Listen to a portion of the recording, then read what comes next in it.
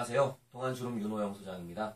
연말정산 연속 강의, 오늘은 그 세 번째 시간으로 연말정산 소득공제를 챙기시기 위한 실제 항목들과 그 공제를 챙기시기 위한 노하우에 대해서 강의를 진행을 하도록 하겠습니다.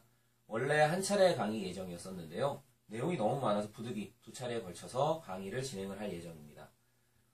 내용이 너무 많아서 두 차례로 나눠야 될 이유가 바로 여기에 있다고 말씀을 드릴게요. 국세청 연말정산 홈페이지에 들어가서 확인을 한 결과 챙기셔야 되는 항목이 총 61가지나 되네요.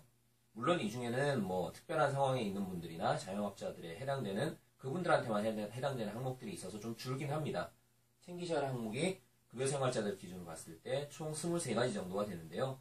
그래도 만만치 않은 분량입니다. 그래서 오늘은 소득공제에 해당되는 10가지 항목에 대해서만 집중적으로 살펴보는 시간을 가지도록 하겠습니다. 그 첫 번째로 소득에 대한 항목 부분부터 시작을 하겠습니다. 총급여액, 근로소득공제, 근로소득금액, 종전, 현재, 근무지에서 기납부한 세액 이렇게 항목들이 잡히는데요. 여러분들이 이거 챙기실 필요 없습니다. 회사에서 회계팀에서 알아서 챙겨줍니다. 여러분은 그냥 이런 게 있다라고 이해하시고 넘어가시면 되겠고요. 여러분들이 챙기셔야 될 첫 번째 항목은 기본공제 부분입니다. 인적공제라고 부르는 부분이죠.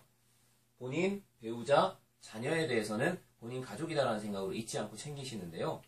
직계 존속 부분에 대해서는 어떻게 챙겨야 되는지 몰라서 고민을 하는 분들이 많습니다. 이 부분 설명을 잠깐 드리도록 하겠습니다.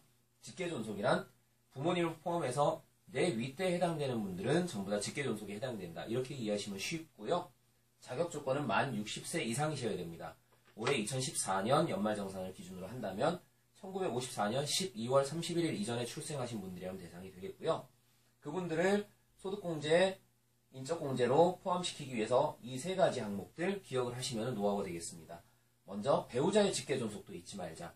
배우자의 부모님도 내 부모님이다 이렇게 이해하시면 되겠고요. 직계존속과 재혼한 배우자도 포함된다. 무슨 얘기냐면요.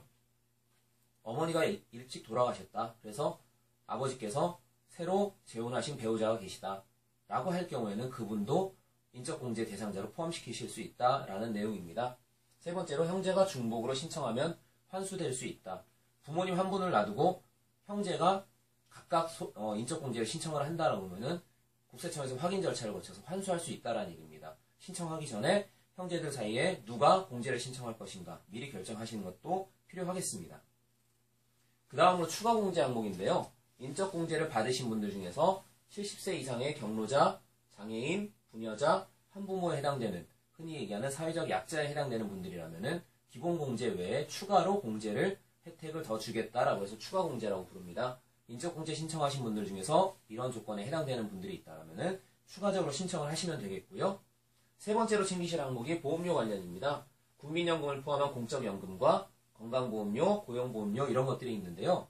여러분들이 이거 1년 동안 얼마나 내셨는지 금액 아는 분 계신가요? 아마도 없으실걸요? 이것도 물론 회계팀에서 미리 원천 징수를 하고 제출을 한 부분이기 때문에 회사에서 챙깁니다. 여러분들이 특별히 신경 쓰고 챙기지 않으셔도 될 것 같고요. 네 번째로 주택 관련한 공제 대상 항목들입니다. 주택을 구입하거나 전세를 얻을 때 자금이 부족해서 은행에서 대출을 받으셨다. 그래서 그걸로 인해서 비용이 나간다라고 했을 때는 주택 관련 소득공제로 소득공제를 신청을 하실 수가 있습니다. 주택을 구입을 하면서 차입을 하신 경우에는 경우의 수가 여러 가지가 있고요. 케이스별로 다르기 때문에 이 시간에 짧은 시간에 설명드리기 어렵고요. 오늘 이 시간에 관심 갖고 볼 부분은 전세 자금이 부족해서 은행에서 대출을 받으셨을 때 그 부분에 대한 소득공제를 설명을 좀 드리도록 하겠습니다. 먼저 자격 요건이 있습니다. 모든 사람한테 다 되는 것은 아니고요. 총 급여액 5천만 원 이하의 무주택 세대주에 대해서만 혜택을 주겠다. 세 가지 자격 조건입니다. 5천만 원 이하 무주택 세대주에 해당되는 경우에는 연간 발생된 금융비용에 대해서 소득공제 혜택을 주겠다라고 되어 있습니다. 한도 금액은 원리금 상환액의 40%까지 혜택을 주겠다라고 되어 있습니다. 단 그 금액이 300만 원이 넘어가면 300만 원을 한도로 하겠다라고 되어 있습니다. 예를 들어 보겠습니다. 연간 원리금 상환액으로 1000만 원이 발생했다라고 가정을 한번 해보겠습니다. 그럼 그 중에 40%면 400만 원에 해당이 되죠. 400만 원을 전부 다 공제 신청을 하실 수는 있지만 공제 받으실 수 있는 금액은 300만 원 한도에 걸리기 때문에 300만 원까지다 이렇게 이해하시면 되겠습니다. 그런데 이 금액만 소득공제 대상으로 300만 원 한도에 포함되는 것이 아니고 주택 관련 저축과 합산해서 300만 원입니다. 다음 페이지에서 설명드릴 내용인데요. 주택 관련해서 저축을 하시는 방법에 쉽게 여러분들이 이해하셨을 때 청약저축이 있습니다. 그리고 과거에 있었던 근로자주택마련저축 이런 것들이 있는데요. 이런 것들 아직까지 납입하고 계시는 분들 현실적으로 없으시고요. 최근에 새로 만들어진 주택청약종합저축 이거를 가입하고 납입하고 계시는 분들은 많이 있습니다. 이 부분에 대해서 챙기실 포인트를 설명을 드리겠습니다. 자격요건이 또 있습니다. 무주택 세대주여야지 되고요. 연간 120만원, 한 달에 10만원씩 납입하신 것만 인정을 하겠다라고 되어 있습니다. 그 금액 중에 40%, 최고 한도 48만원까지 공제를 인정을 해드립니다. 이게 앞에서 살펴본 주택 임차를 하면서 발생된 대출금, 그것을 상환하기 위한 금융비용, 그 금융비용과 합산을 해서 300만원 한도로 해서 소득공제를 해드린다라는 부분입니다.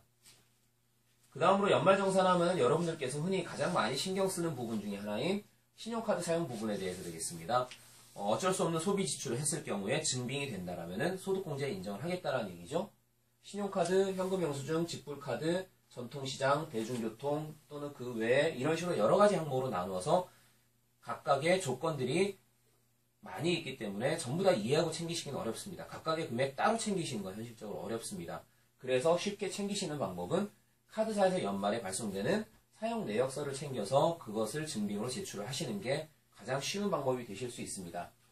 카드 사용 대상은 본인과 배우자, 자녀가 사용한 부분에 대해서 전부 다 공제 신청을 하실 수가 있으시고요. 단, 해외에서 사용하신 금액에 대해서는 공제 신청을 하실 수가 없습니다. 국내 사용분에 대해서만 공제 신청을 하실 수가 있고요.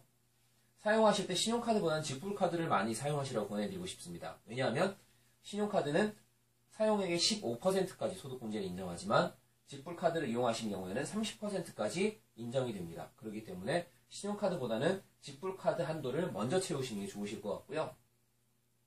현금영수증도 30%까지 공제 대상이 가능하기 때문에 현금영수증 챙기는 습관 꼭 들이시는 게 좋을 것 같습니다. 이걸 챙기실 때 빼먹기 쉬운 항목 중에 대표적인 게 교통카드입니다.